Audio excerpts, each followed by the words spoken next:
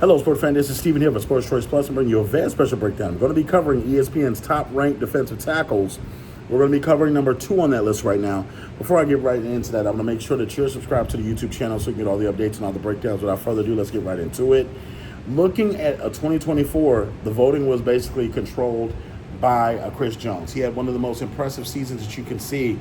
The Chiefs were able to run him back and reel off one of the most impressive runs that you've seen.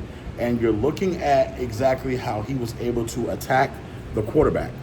When you're thinking about the win-loss rate as far as a defensive tackle, there's not a lot of different defensive tackles that can win more than he can.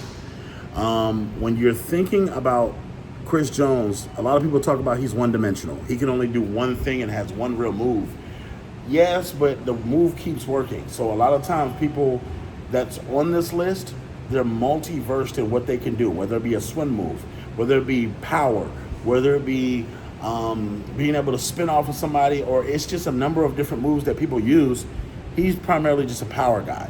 He's going to overpower you. He's just going to be a big monster, big bull rusher, and he's going to get through you. And a lot of times that worked, but then it backfired a lot for the Chiefs in the Super Bowl.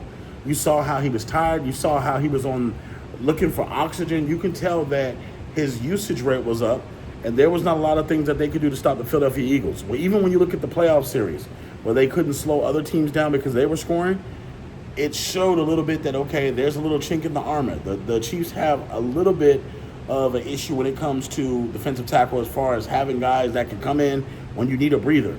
So I think overall, as good as he is, he's taking a step back a little bit. I'm not going to say he's in decline, but the playmaking ability wasn't as good as it was the end of the season as it was in the beginning. When it comes to the ability to overwhelm offensive tackles and guards, he does that a lot. When you're able to pack a punch and you're able to be stronger than a center, able to be stronger than a guard, you're going to probably win a lot of those matchups. And yes, he wins the individual matchups, but he doesn't beat the double teams as much as he used to. And you got to think, in order to be on this list at a high number, you have to be able to beat double teams, triple teams sometimes. There was times where Aaron Donald did it, where he's beating double, triple, in quad teams when he's the only one on the line. So I think for the Chiefs, their linebackers are going to have to step up and play a little better. And you're going to see this season that hopefully the Chiefs' other right end or left end can help as well as far as penetration towards the quarterback. I think Chris Jones is a fine athlete, but from the standpoint, there's times where he misses tackles. There's times where he lets the play go past him. There's times where he can't hold the fort. And we've seen it on both ends from a couple of these defensive tackles. I think that his size, his strength, and the versatility of where he can be put on the line is a mismatch thing. Andy Reid and company would have him up and down the line, and it doesn't just be at defensive tackle. He can go over the tackle. He can go over the guard. He can go over the center. That's what makes him versatile.